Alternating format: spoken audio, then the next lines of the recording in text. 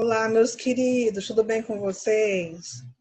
Hoje, em nossa aula de prática de leitura, nós iremos falar sobre história em quadrinhos, não é?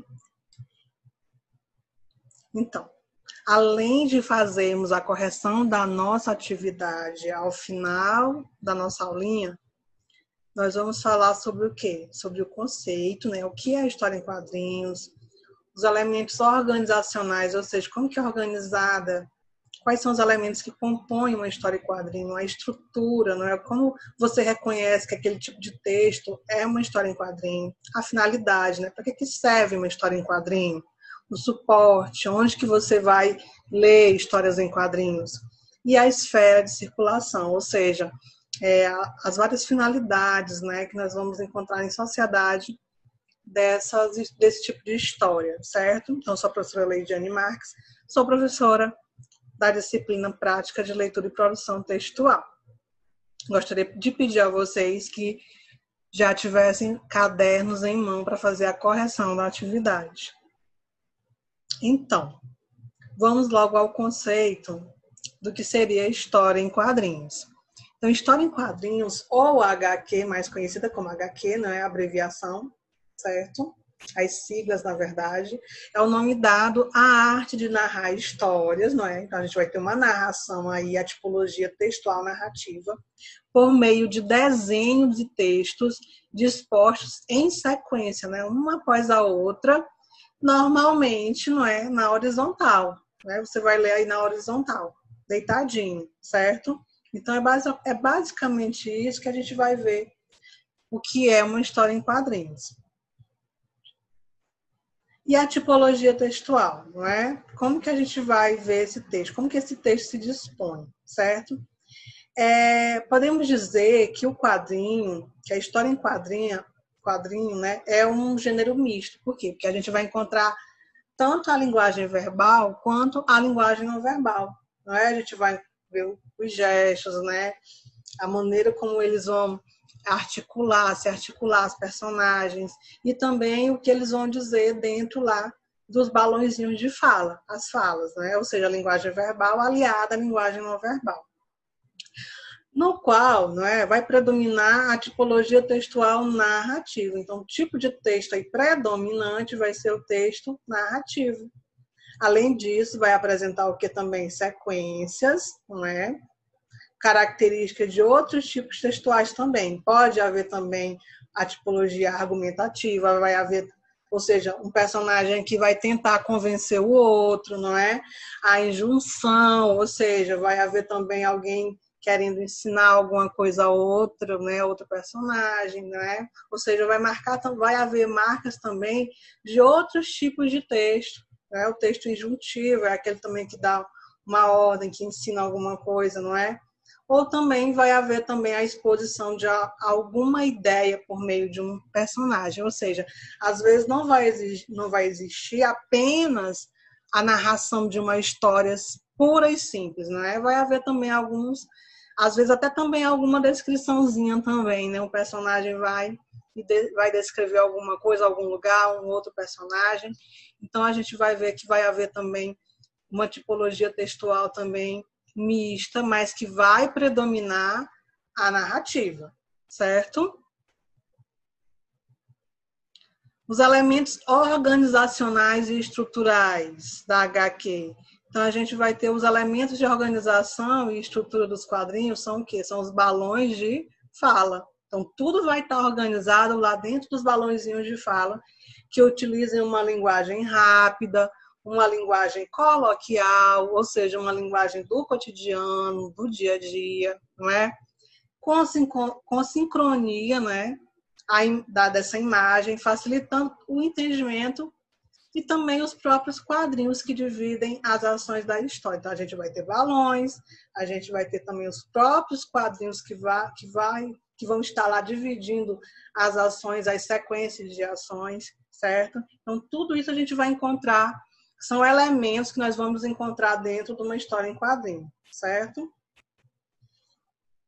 Então, a gente pode observar aqui desse lado aqui, a gente vai ter uma história, um quadrinho aí relacionado à história da Mônica, né, da Turma da Mônica. Então, ao lado, a gente pode observar como que é importante os balões de falas para a compreensão em uma HQ, né, que é a história em quadrinhos.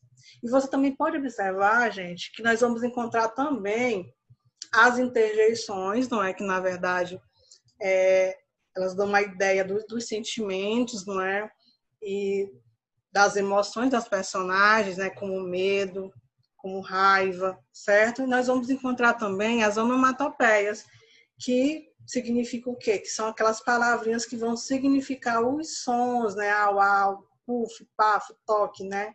Então, interjeições que vão traduzir os sentimentos, as emoções das personagens, também que a gente vai observar o e ai, não é?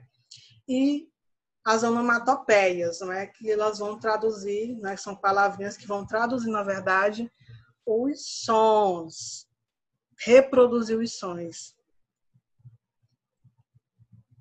E a finalidade do gênero, não é? Para que serve? Qual o objetivo de uma HQ? Então, nós vamos observar aí, ó, tem como maior alvo público infantil e familiar, mas podem também ser usados como instrumento de ensino, não é? Ou seja, por apresentarem muitas vezes assuntos informativos e educacionais, como mostrado na tira abaixo abordando o assunto drogas. Então, pode ensinar, dependendo do contexto, dependendo da situação, pode haver um ensinamento, pode haver uma crítica, ou simplesmente entretenimento, diversão, certo? Então, a gente pode observar aí como o assunto droga, na verdade, aí é um assunto o quê? Educativo, um assunto informativo. Olha aí, eu já sabia. Quem sustenta o tráfico de drogas são os ricos. Bota mais uma dose de cachaça aí, mulher. A pinga acabou. Serve leite com soda cáustica. Então, a gente pode observar que está tendo aí um ensinamento aí sobre a questão do uso das drogas. Então, dependendo da história, então, a HQ ela pode ter várias finalidades. Então, primeiro a gente tem que ler, tem que entender o contexto como um todo, para a gente saber qual é a finalidade. E o suporte? Onde que a gente vai encontrar HQs? Onde que nós vamos ler?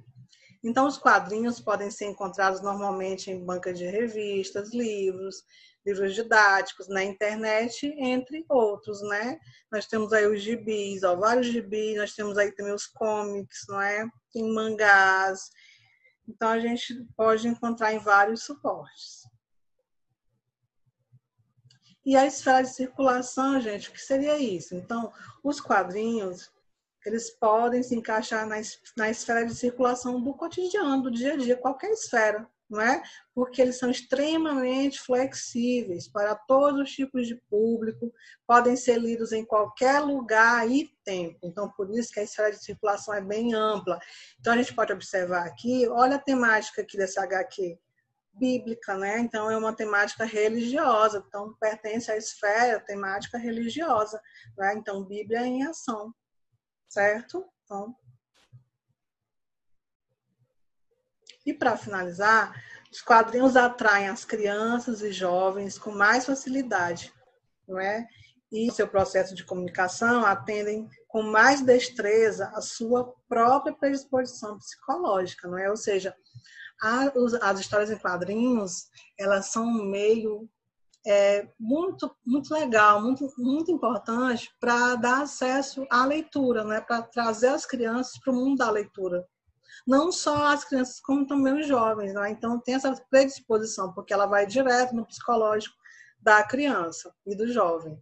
Então, as crianças, ao lerem as histórias em quadrinhos, se divertem e satisfazem a necessidade interior instintiva, o crescimento mental inerente ao ser em desenvolvimento. Não é? Então, podem observar que tem muitos benefícios, né, em ler, né, as histórias em quadrinhos. Adultos mesmo. Eu, por exemplo, adoro ler história em quadrinho, mangá, não é? Animes. Além de ser um ótimo passatempo para adolescentes e adultos, ocupam seu tempo livre com diversão, sem deixar de treinar a leitura e a escrita. Olha, então a gente pode observar que as histórias em quadrinhos, como eu falei, só trazem benefícios, e até para os adultos também, não é? Então, nesse período agora, não é que a gente tem que ficar em casa, sem fazer nada, para não ficar entediado, a melhor coisa que a gente tem a fazer é fazer o quê? ler uma boa história em quadrinhos, não é, gente? Agora vamos fazer a correção da atividade. Leia a história em quadrinhos abaixo. Vale do Eco. Meu nome é Mônica. Meu nome é Mônica. Meu nome é Cebolinha. Meu nome é Cebolinha.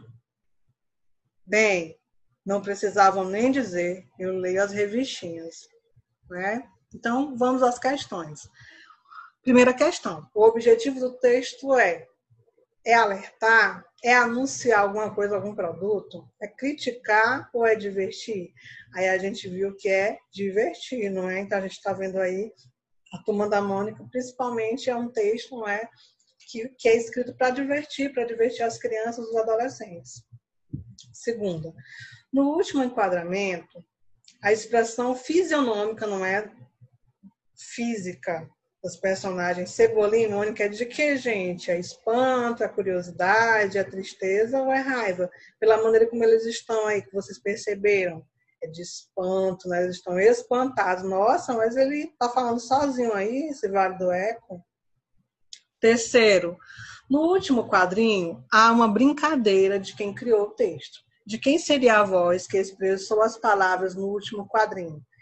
Essa voz aí que respondeu é da Mônica, é do narrador, é do Vale ou é do Cebolinha? Gente, é do Vale, não é? Mas foi só uma brincadeira de quem escreveu, né? Quarta questão.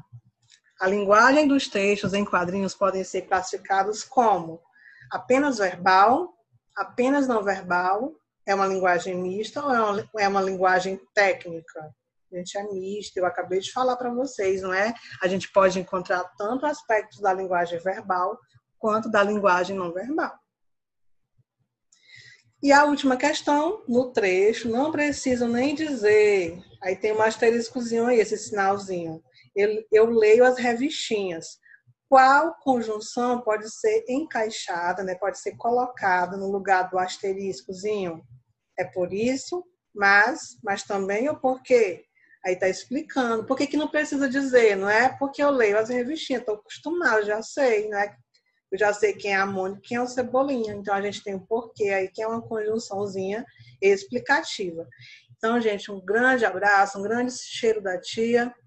Boa aula, corrijam aí, confiram as respostas, certo? E até a próxima. Um grande